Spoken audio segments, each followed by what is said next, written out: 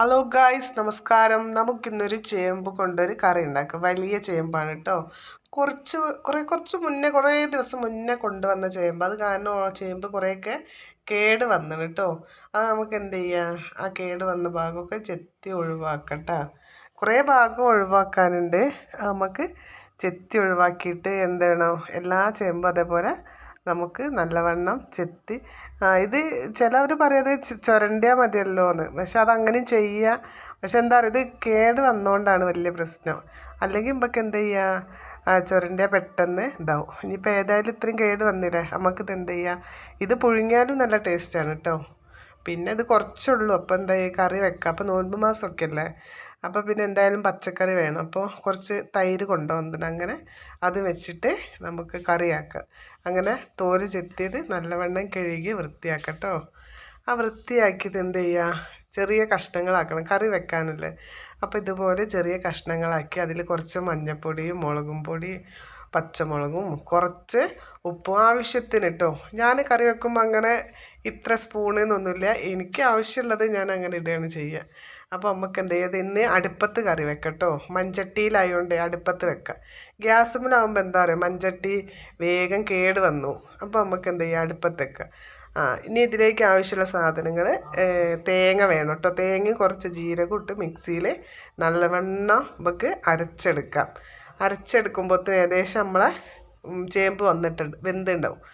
അതിലേക്ക് നമുക്ക് ആ തേങ്ങ ചേർത്ത് നല്ലവണ്ണം ഇളക്കിയ ശേഷം നല്ലവണ്ണം തിളച്ചതിന് ശേഷം വേണം തൈര് ഒഴിക്കാൻ കേട്ടോ. ഉപ്പൊക്കെ ഉണ്ട്, ഉപ്പൊക്കെ ഞാൻ നോക്കിയിരുന്നു. അപ്പോൾ ഉപ്പൊക്കെ അത്യാവശ്യമുണ്ട്. അപ്പോൾ അതൊന്ന് തിളച്ച് നല്ലവണ്ണം വെട്ടി തിളച്ചതിന് ശേഷം വേണം തൈര് ഒഴിക്കുക. തൈര് ഒഴിച്ച് കഴിഞ്ഞാൽ പിന്നെ എന്താണ്, കറി അപ്പം തന്നെ ഇറക്കി വെക്കണം, പിന്നെ തിളയ്ക്കാൻ പാടില്ല. അപ്പോൾ തൈരിൻ്റെ ടേസ്റ്റ് പോകും. അപ്പോൾ എന്താണ്, നമ്മളെ കറി മൂടി വെക്കുക, ഒന്ന് തിളച്ച് വരട്ടെ. എന്നിട്ട് നമുക്ക് എന്ത് ചെയ്യുക, തൈര് ഒഴിക്കുക. അപ്പോൾ നല്ല തൈര്, ഞങ്ങൾ മിൽമേൻ്റെ തൈര്, എന്നാലും ഒരു തൈരിൻ്റെ പാക്ക് മേടിച്ചപ്പോൾ കേടായിരുന്നു. പക്ഷേ ഇത് കുഴപ്പമില്ല.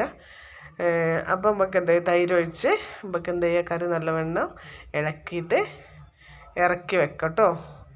നല്ല ചൂടുണ്ട് കേട്ടോ, കൈ പൊള്ളി.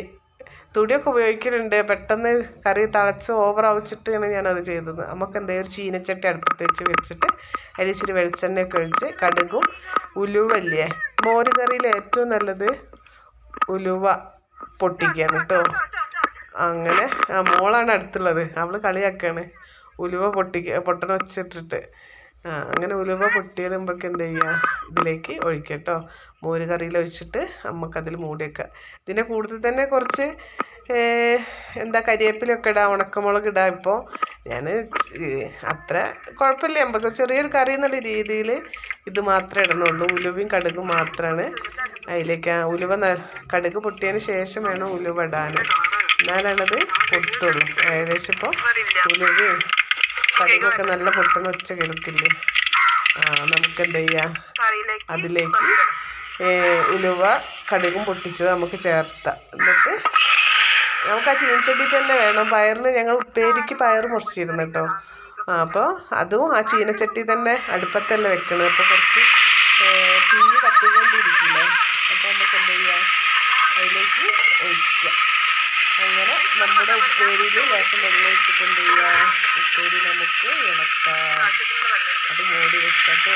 അങ്ങനെ ഏകദേശം നമ്മുടെ ഉപ്പേരിയൊക്കെ വന്നു.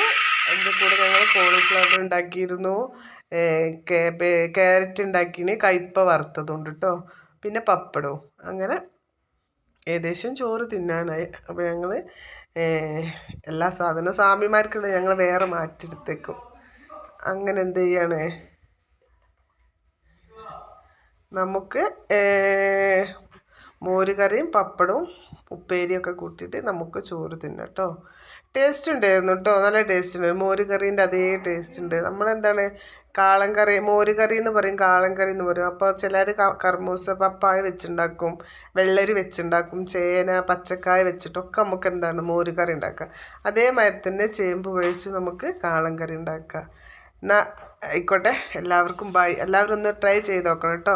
അതിൻ്റെ കൂടെ തന്നെ ഞങ്ങളെ ചാനലൊന്ന് സബ്സ്ക്രൈബ് ചെയ്യാൻ മറക്കല്ലേ. ഇങ്ങനെ കുഞ്ഞു കുഞ്ഞു വീഡിയോകളൊക്കെ ഞങ്ങൾ ഇടുന്നുണ്ട്.